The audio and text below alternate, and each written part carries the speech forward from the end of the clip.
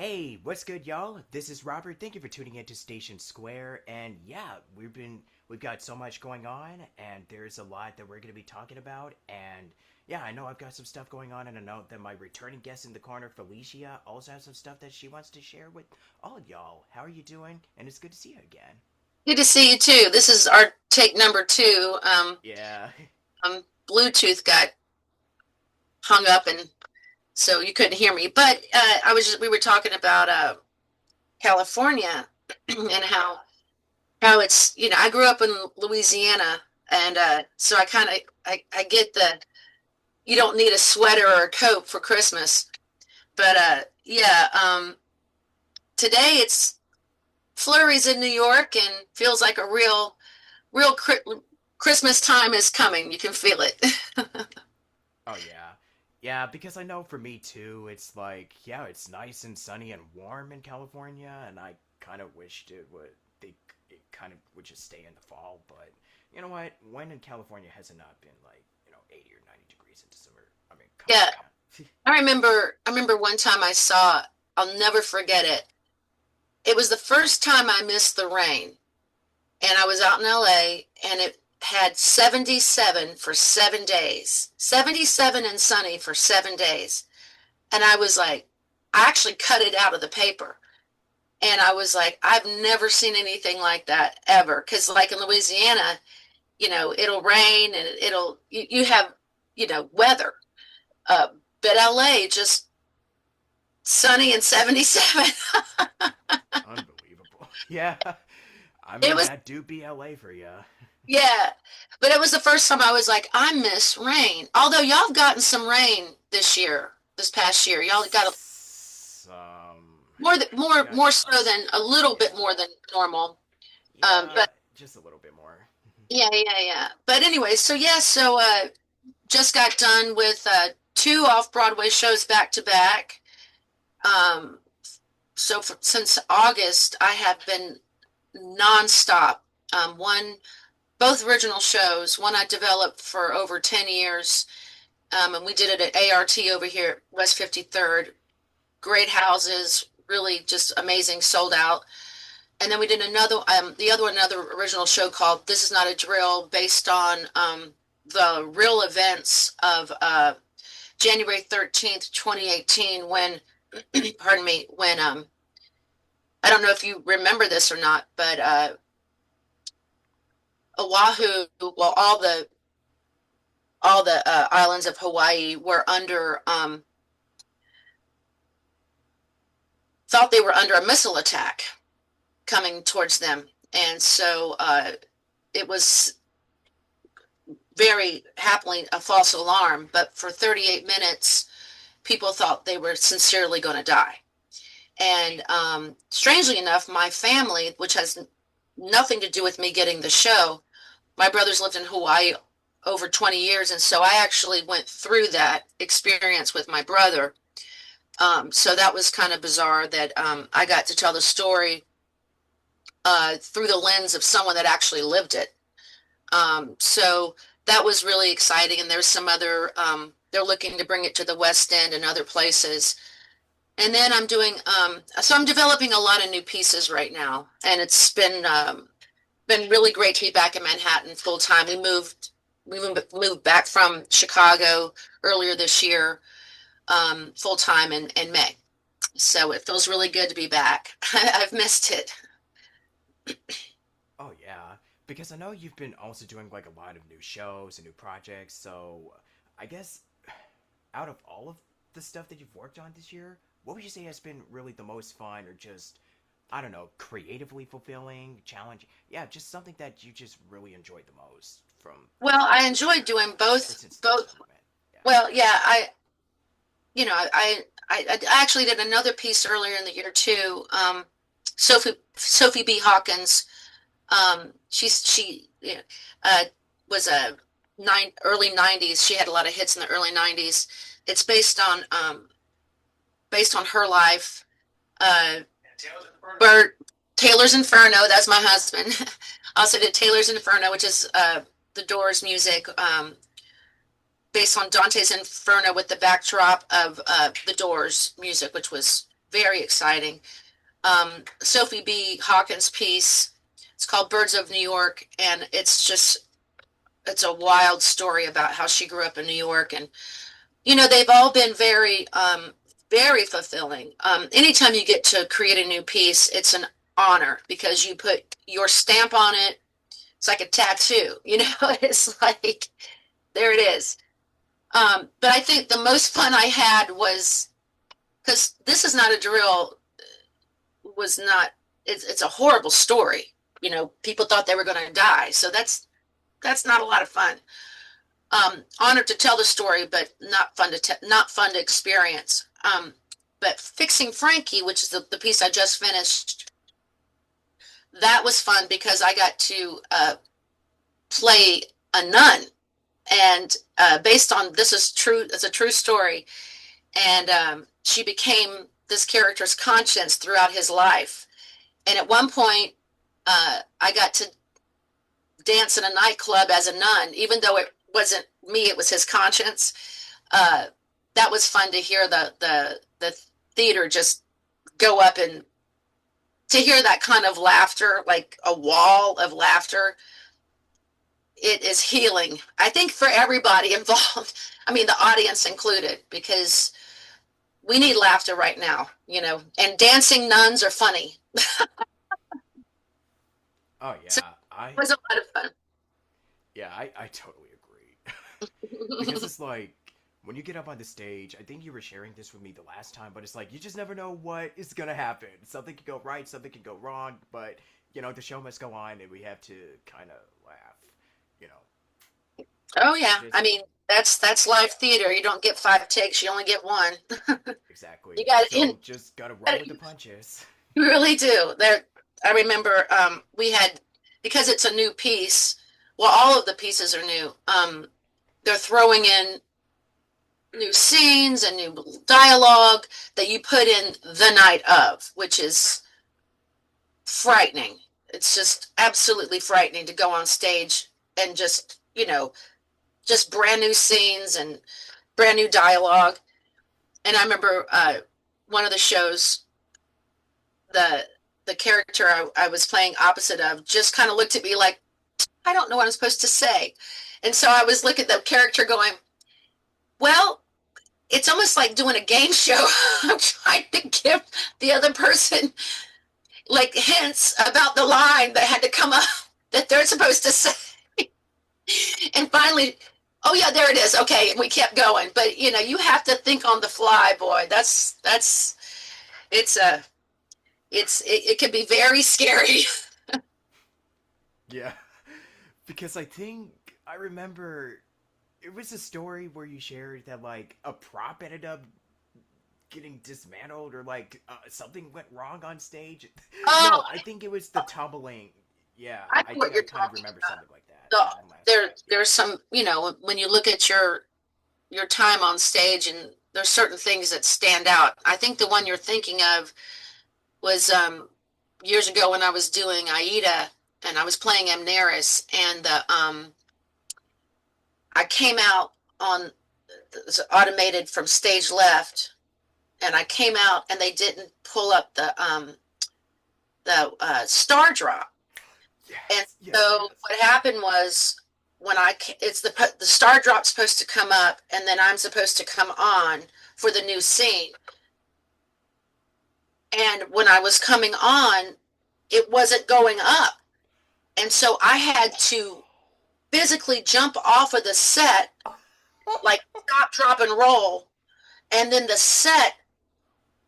piece I was on, it was like NASCAR, or like, it literally just crumbled into each other.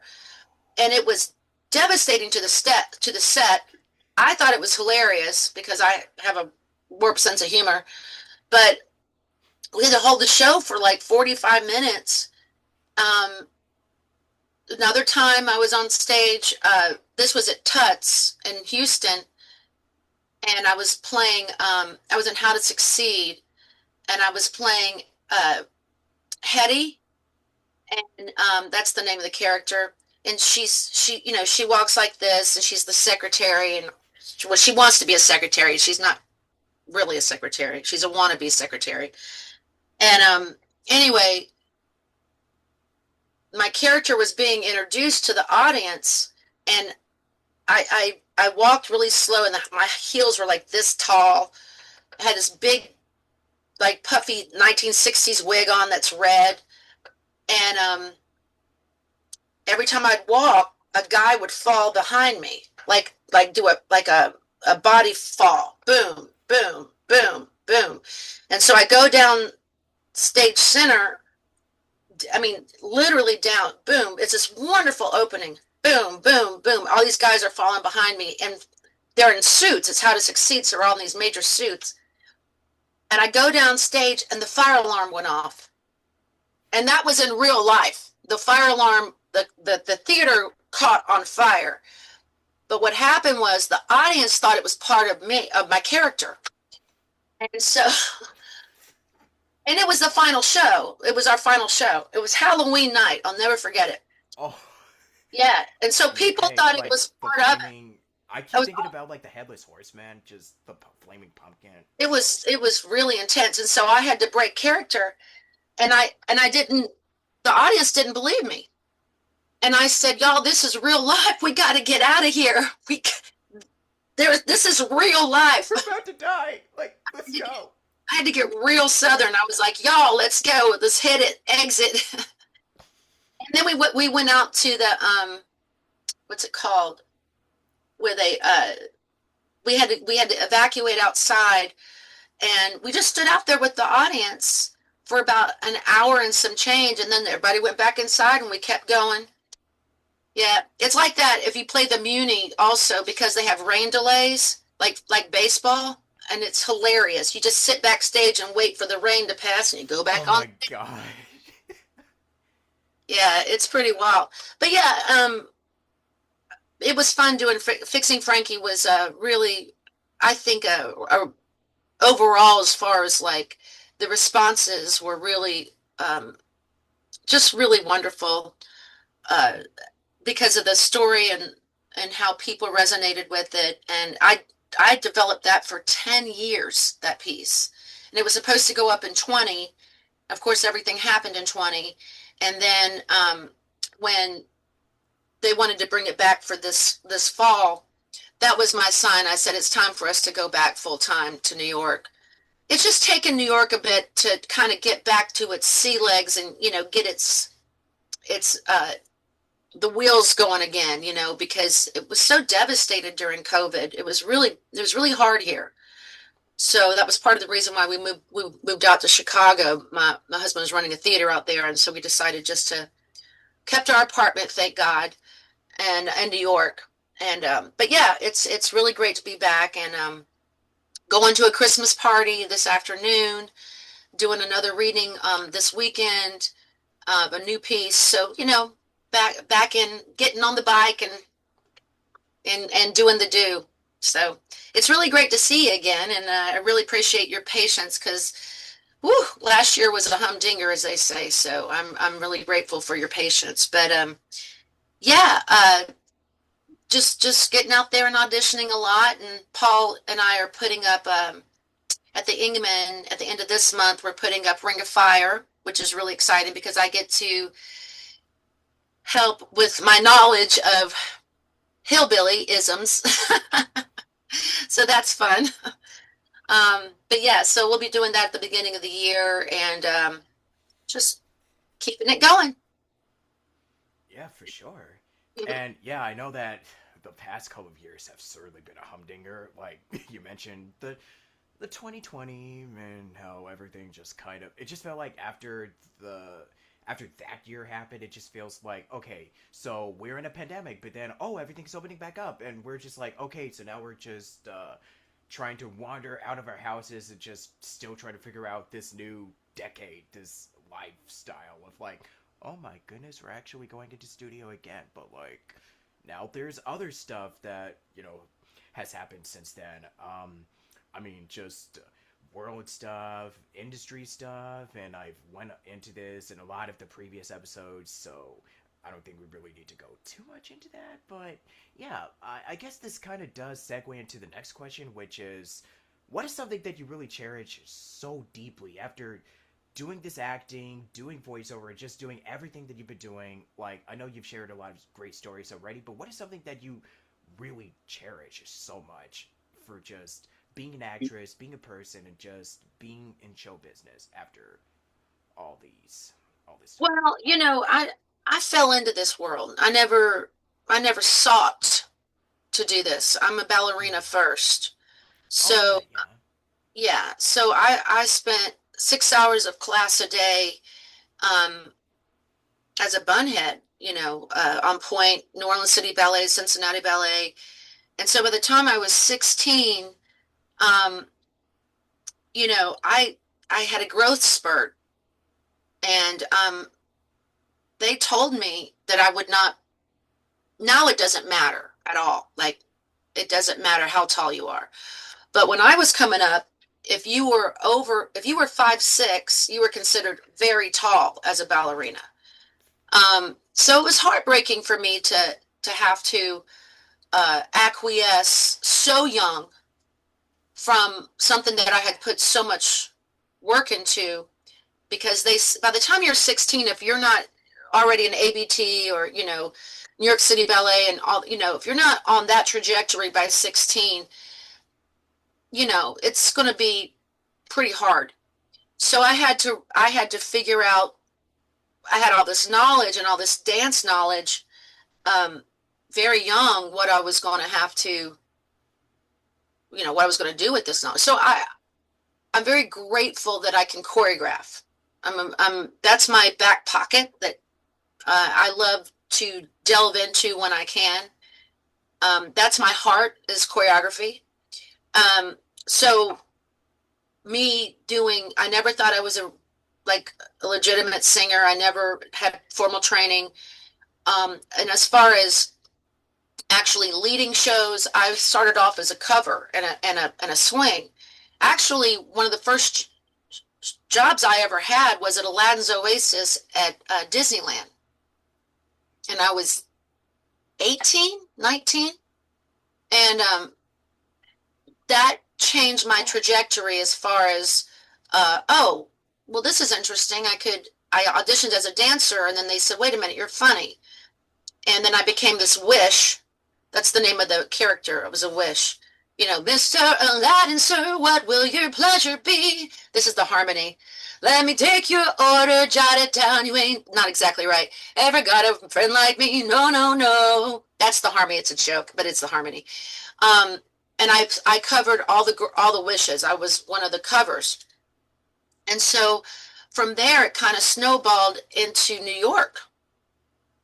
Um, that I never saw coming. I never thought I would ever be in New York, ever, ever, ever. So for me, I cherish my knowledge of dance, and I cherish, my decorum, my discipline. Uh, it's really carried me along. It's carried me throughout my life, and I always encourage people. You have to learn to move in these days. Like, it's not just singing, it's not just dancing. You have got to learn to move. And so I encourage people to take dance class as much as possible. But that's something that means so much to me, and I use dance every day of my life. Every day of my life. I don't care if I'm cleaning my house. Like, I'm doing a plie, I'm doing a penché, you know. I'm I'm always in my center, always, always. So that's that's carried me a long way. Yeah, so it's like your brain just never shuts off, right? No, you once a dancer, you're always a dancer. It's just like the kind of not like terminology and 6 hours of class a day. That's a different type of dancer. Very, very disciplined, very, very disciplined. So I will say that having that in my back pocket, doing 8 shows a week, is very similar to the kind of discipline you need as a dancer. They're in tandem, so they lean into each other. So Yeah. And what has been something that's helped you a lot in the industry when it comes to on stage or just anything else? I think you kind of alluded to this a little earlier, but what would you say was kind of like the I mean, you did mention people who helped you out and all this stuff, but what would you say was something that really helped carry you or just helped you, throughout the course of your Well, career? my husband has been my rock. His family actually calls him Rock. That's his nickname. Like Dwayne Johnson? Oh yeah, like Rock, not the Oh, Rock, but Rock. Rock. Okay. Yeah. But he's been definitely a bedrock for me over the years. Um, the thing about this industry, just like with anything, just like with life, it ebbs and flows, and you change genres as far, you go from, you know, Like a, point A to point B. yeah, you morph. I look at, Dame Judi Dench. You look at her career, and she really didn't get her major stride until she was later in life, even though she had incredible success early on. But I'm talking, like mainstream success. And it's always just one of these. Like it's like a moving target. You got to go, okay, prepare for the audition, and then there's a pandemic. I'm making that up, but you see what I'm saying? Like, the industry is so volatile, and you have to you have to just roll with it, um and show up. I think when I say show up to yourself first. Show up. If you don't have a good brain, if your brain's crazy, that's the hardest part, I think, especially when you're on stage, is staying present is the most, I think, most important aspect to delivery of a line, listening to an audience, knowing when the apex of the laugh to come in for your next line, you know, listening to the applause so you know when to your entrance, and that's every show's different. You can't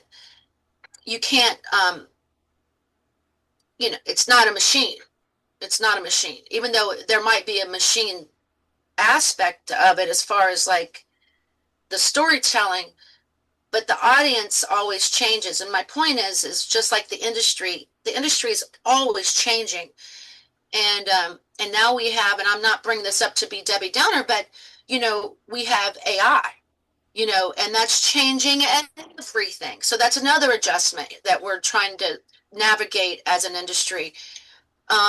So yeah, there's a lot of moving parts, but I think the most important thing is knowing who you are and staying present, but really knowing who you are and saying no sometimes, and just as well emphatically saying yes. But sometimes it's important to say no. I have some serious stories that I could go into, but I'm so grateful when I was younger, especially living out in LA, and when I was out there, and some of the jobs that I said no to saved my life because certain people are in jail now. And I was around those people and didn't know how serious, my gut was like, this doesn't feel right. I can't do this. Even though my agents were telling me to do it, people were telling me I had to do this, and it didn't feel right. And it saved my life. So, that aspect of knowing your true self, staying present, and listening goes on stage and off stage. Very similar. Hey man, I think you just shared like two, three very powerful lessons here. It's because sometimes like with an industry that is just changing, that is ever so evolving, with like you mentioned the two dreaded the two dreaded letters, which Oh, we hate yeah, those letters. yeah, Yeah. I mean, it was they they have, I mean, There was a movie years ago. I think it was 2000 called AI. And Oh do yeah, you remember was it this movie? Spielberg? Yeah, I Was it? think so. Yeah. But I saw it and back then you went to the movies.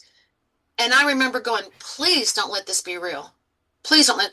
But I also remember seeing what's that Jim Carrey movie? Uh, that he, with Big Brother's watching everything, and I can't think of it. I mean, we could look it up. Oh Um, man, I can't think of it. what's the name I'm of it? sorry. No, no, I'll look it up because it's such a great. It's because we're living it. Cause I know what you're. I know the movie you're talking about, but I just Yeah. cannot. The Let's name is see. not Jim coming to my mind. Carrey. I'm Uh, sorry, y'all. We're just let's see. brain What's the fog name of is that just attacking movie? us today. Uh, let's see. It's so dumb that we don't know it. Yeah, what's the name of that movie? Oh, The Truman Show. Thank you. Oh my gosh. Yeah, The Thank you. Truman Show, which came out in '98, Yeah. and it's almost 30 years ago now. And I remember seeing The Truman Show and going, "That's frightening. That is so frightening that we'll not have So any." scary. Yeah, but we live it every day. And then there's an aspect that I appreciate because you can't hide, and I mean, it so didn't sugarcoat it. That's for sure. yeah. But I'm saying that there's an aspect to not hiding that is beneficial, you know, Yeah. because for so many years things could, you could get by with things, and but you can't hide, and Yeah. that yeah. That's important on a level. Um, but now, we're in the future. We're living it. Like we're in it. And we just have to you can't replace humans. Can't do it. You can try, but you can't do it. Nope.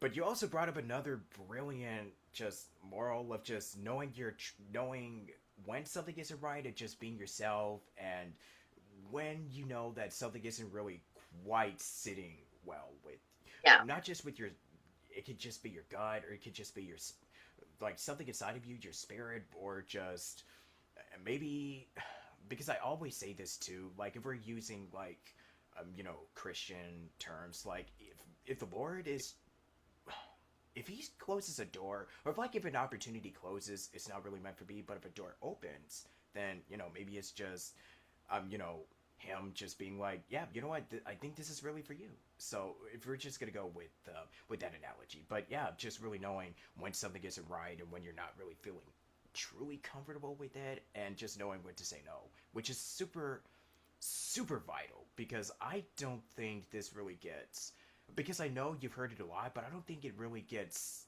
passed down. Like I don't think it's really been discussed too often, if you know what I mean. Well, But yeah, because there's a desperation aspect that uh, yeah, the oh boy, industry yeah, the industry I think creates, but it's also, I shouldn't say creates. It's just part of what it is. I should say the industry doesn't create it. It's just part of the aspect of what we do. However, maybe it's because I'm a dancer. Um, you have to have self-worth. You have to. Self-worth is vital. Um, and there's a lot of power in saying no. Uh, because sometimes, I mean, I obviously I'm a yes person, yes, yes, yes. But again, your gut is everything. And if your gut's off, there's a saying in the South, if it starts off weird, it's going to end up, if it starts off bad, it's not good. So I try to keep that in my brain. Like, does this resonate does this feel right? Um, and it's hard. It's hard sometimes to say, no, this isn't for me. This isn't for me. And you'd be surprised, like how many, because the behind the scenes people, meaning the agents and all the, casting and all that, they want to get paid too. you know? So if you get the gig, they get a percentage. And so they might you want them to have your best interests at heart. That's the hope. But sometimes they just want to get their money. You understand? Yeah. Yeah. So you have to put your foot down and say, this feels right or it doesn't. Um, thank God I have a team of people. When I was starting out, it was very different, but I have a team of people now that, you know, we have the same objectives, you know, behind the scenes. But that took a second. That took a second to get people that, you know, you could trust. I'll never forget. It's a funny story.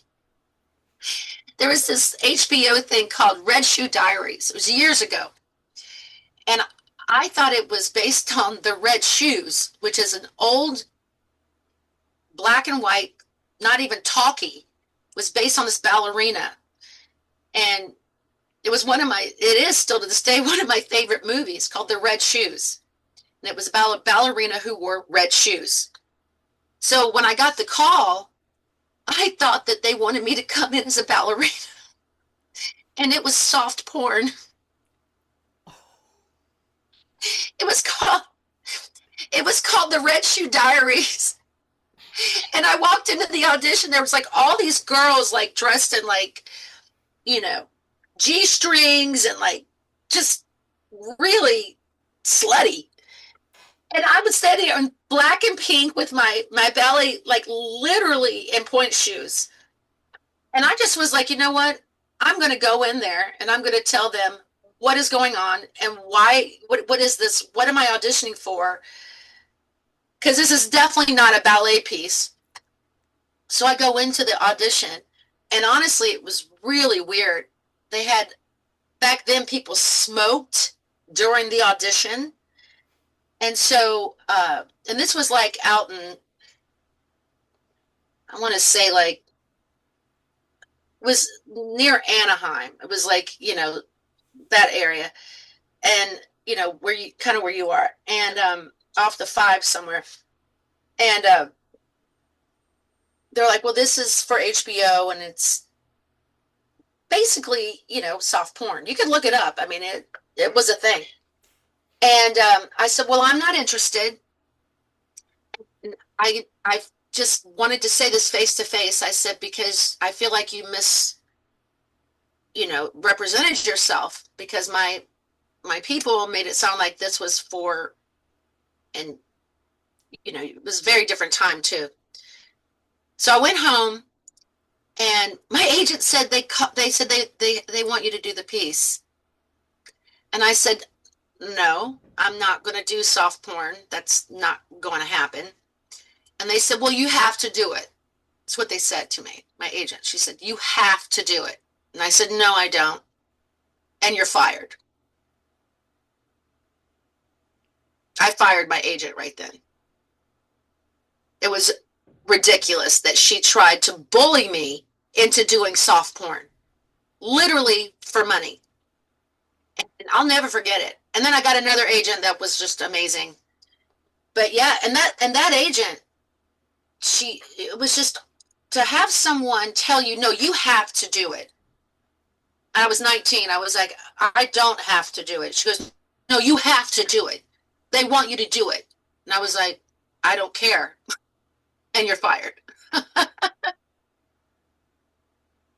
that's the thing about, you know, people forget that it's like the way I describe, you know, agents, you know, they get a cut just like, you know, Kelly temps. It's like a temp job, you know? So it's, you know, you got to remember that delicate balance and that dance, you know? But if they don't have your interest at heart, you know, it's like definitely, you know, telling me that I had to do soft porn. I was like,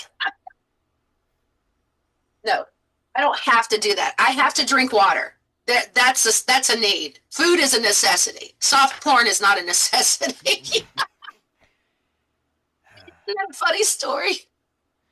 Yeah, well, I didn't want to leave this interview without a funny story. I mean, we've kind of already had one earlier with like you just going on the stage and then having to jump, and then the thing kind of yeah, that's still kind of crazy to me. I'm still stuck on that. I'm sorry. Oh, when I did the dive off of the Yeah, set. yes, that. I'm sorry. I'm still kind of stuck on that. Oh, it was crazy. That was nuts. Yeah. One other time in the same show, that was at the Palace, and I got stuck in the elevator during the show, Oh, and so that's always fun. they stopped because I was on the fifth floor, and we were going down to do the opening scene, and the elevator stopped, and Oh so no. they had to stop the show, and FDNY shows up, and it was stopped between floors, so they pried the doors open, and it was still like, I would say, two floors down. It was about two floors down. So when they pried it open, um, I still had to jump out of the elevator, and a fireman caught me, like in a cradle, caught me and my dresser, but one at a time. But that was fun. Yeah. So we'll definitely finish this off in the next part. If you like this so far, be sure to like, comment, and do that YouTube stuff. And we'll see you all in the finale coming shortly. Hey, so we're just closing things off. So I got a few more questions, and then we should be able to wrap this up. I think you also kind of talked about this like earlier. I know I keep saying this, but this is something that you've also kind of you've been dropping like a lot of really good wisdom and knowledge on us. But what would you say for this year, or just I mean, it could really just be in general, really. But how would you say that 2025 has really been keeping you very productive in the midst of all these many different changes and challenges that we face in the artistry? Because I know I say it's a business and industry, but it really is artistry in and of itself. And just adjusting to everything that has just been happening. So the current time, so on and so forth, because you've been doing this for a while. So I just wanted to know from your own little perspective, if you may. So I think let's see, the question would be, uh, this past year. I mean, Um, just this, or no, just in general, since in all the years that you've been, yeah, working and okay. so on and so forth. Yeah. So, um, I, I guess yeah, I mean, overall, it's all about storytelling. You know what I mean? Just flat out telling stories and being being honest, and showing up, being present, and being another thing is, you know, being available, emotionally available, and also, which is something I really love when you're in, especially when you're in a rehearsal room, which is no judgment. You gotta, especially when you're creating new pieces, you just gotta throw it out there and say, okay, what's resonating, and not feeling that there's a right or a wrong, but just there will be a sweet spot that's going to resonate with the room, and you can't always find that immediately, and giving yourself the mental, if you will, bandwidth to not beat yourself up. Don't be your worst enemy. Be nice to yourself, and being generous uh, with your non-judgment. And I think that's something that I discovered this year in particular, more so than ever, because I was in the room with an actor that was, you know, from like a different mindset, um, and it was I guess, more of a tear you down instead of build you up mindset. And I realized how detrimental that can be in the process of creating a story.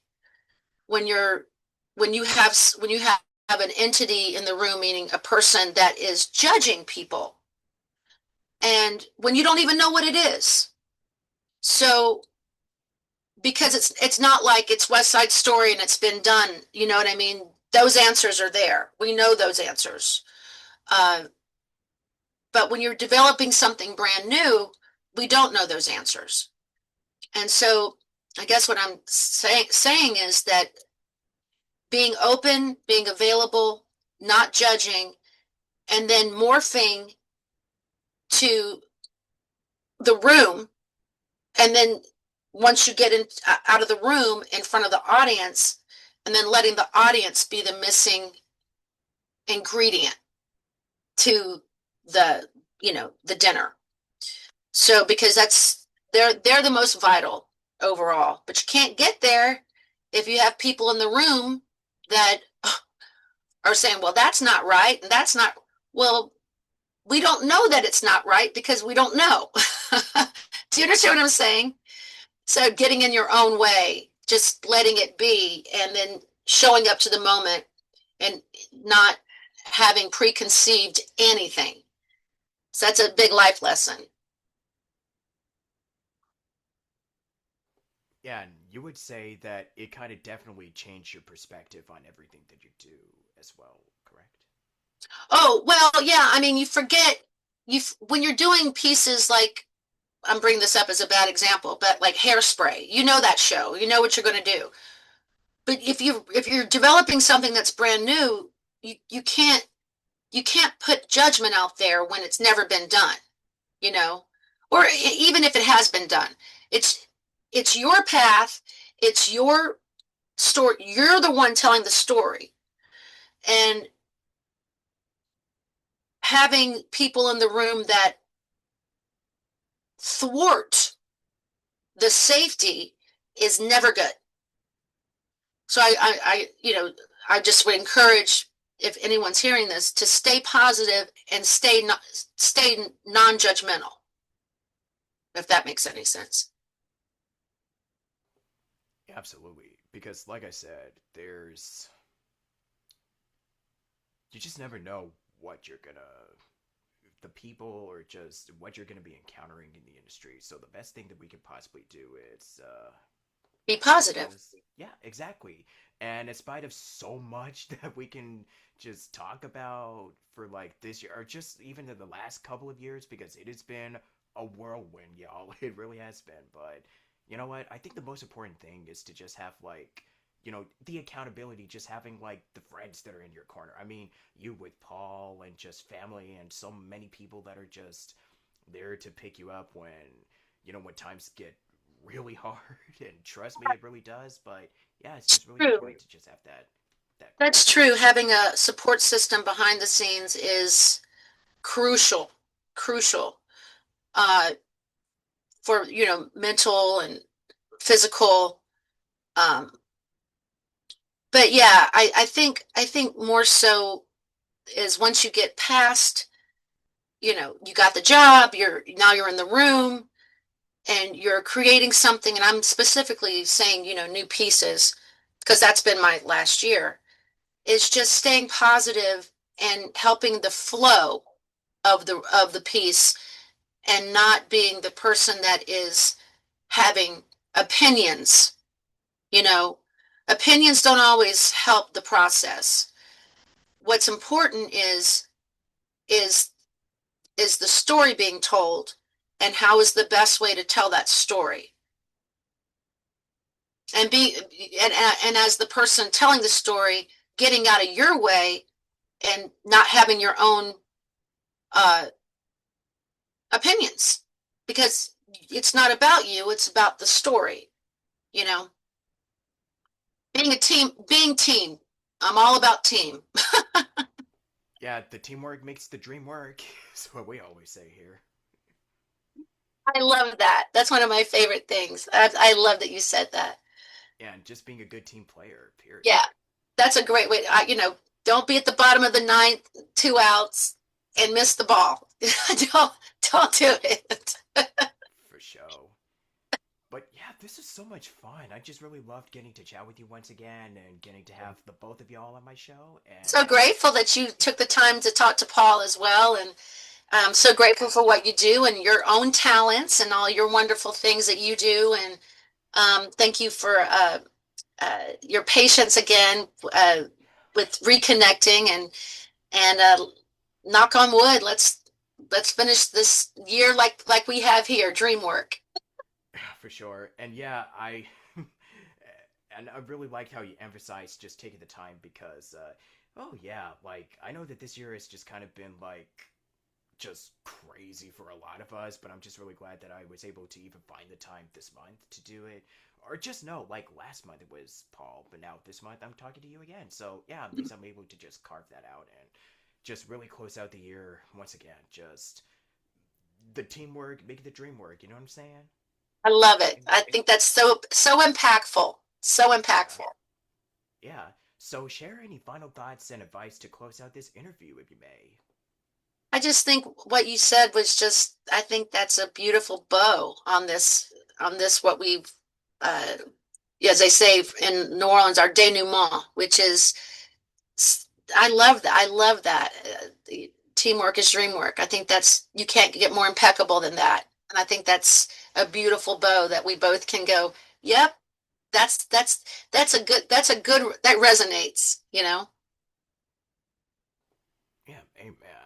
And there's so much more that we could talk about, but I mean, honestly, it's just, man, like if we were to talk for hours, I would definitely do that, but unfortunately, I can only cap these at like an hour max. So, I yeah. Well, I'm so excited we got to actually see each other and we got Oh, to yeah. connect, and so grateful for your podcast, and I just think you're doing great things. So thank you for thinking of me. I'm very grateful. Ah, stop it. But yeah, but I just also noticed, I just want to say throughout that, like, you travel from the South to New York, and it's so interesting that I kind of hear a little bit of both, throughout this entire thing. So just want to point this out. Not like this, everything was a little bit more, hey y'all. Hey, yeah, and also just some of the New York, just some of the East Coast, Yeah, it flair comes to out. it. I get Yeah, a little bit of that every now and then. Yeah, I do. Also, my characters I've been playing have been they've had really thick accents. The mhm. this one character, she talks like this, and she's all, she's very Jersey, and she has opinions, and so that's probably what you're hearing a little bit because I've been doing that accent for the past 2 months, I guess now. So that's probably a little bleeding in. Yeah. I guess it kind of comes from like the culture of like, correct me if I'm wrong, like from the state of New York or like the East Coast, you're bound to have some very, you know, strong opinions on a lot of stuff. Like they're known for being like, honest and blunt, and yeah. Like if you're from New York, you're about to have some choice, you know, opinions on a lot of stuff. Especially the food. Like, yeah. Trust me, I've known a lot of people that are like, you call this pizza in California? You should come to Chicago. Yeah. Yeah, so on and so forth. Oh So well, I'm pretty Chicago's a whole much, nother level. Now yeah. they have a pope. Trust me. Oh yeah, yeah. That's the thing now too. Yeah, and also the weather, which, I mean, hey, that's it's pretty much is inevitable. But hey, what can we do about it? We don't control the climate change or anything. So yeah. Yep. Absolutely. Although I did read, I'm a little bit of a science nerd, and I did read for the first time, yeah, uh, that there has been, strangely enough, uh, and it was a good sign that there's been more ice made in Antarctica this past year than in my lifetime.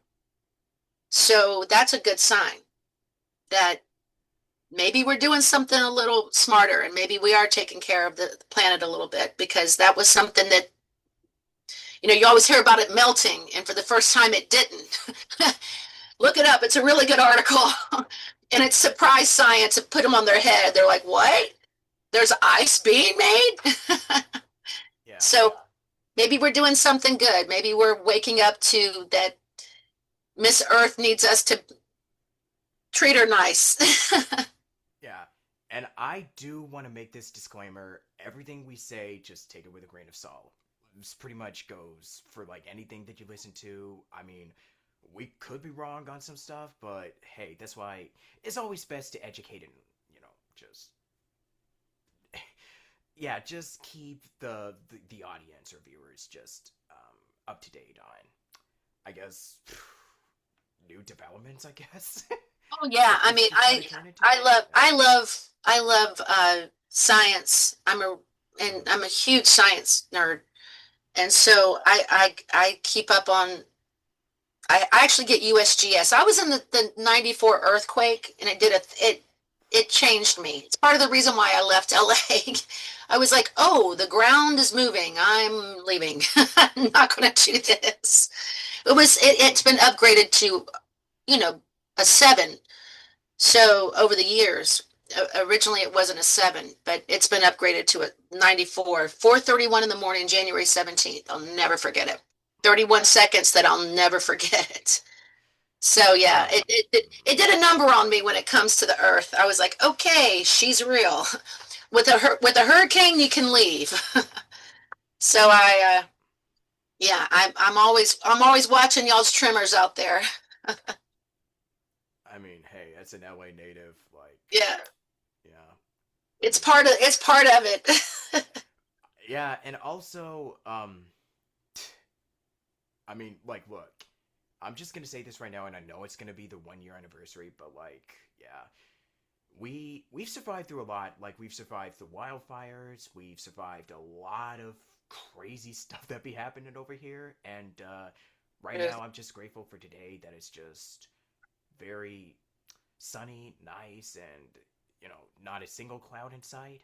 So that's just one reason that's one of the many reasons that I'm just grateful to just wake up in the morning and just have that sunshine and just do what I love doing and just keep on creating art. Yeah, definitely. Definitely. And the vibe is a little low key, which is good. Most of the time, I'm saying I mean, today. yeah, like most of the time, I mean, like, yeah, LA can be kind of crazy. So it just depends on which area you're in. That's pretty much the best thing that I can say. This it's nice to visit it. I mean, it's just the same as any city. Nice to visit, but don't go to go. Don't you don't want to be out like at night. So that's pretty much all I've got to say. That kind of is the. I mean, it's pretty much true for anywhere. Like, it's nice to visit, but like you live there a while, and it's like I think I kind of want to move. For real. Definitely the lifestyle's different in LA just Yeah. by the traveling alone. I mean, I Oh, and the averaged, traffic. yeah, I Oh my. averaged because I worked out out there at Disneyland a lot, and so I was on the 5 all the time, and Yeah. I averaged I think I have to go back and look, but you know, I spent so much time in my car. That Yeah. was that was like, oh, that was something I was just I started teaching myself languages. I was like, what am I going to do at this time?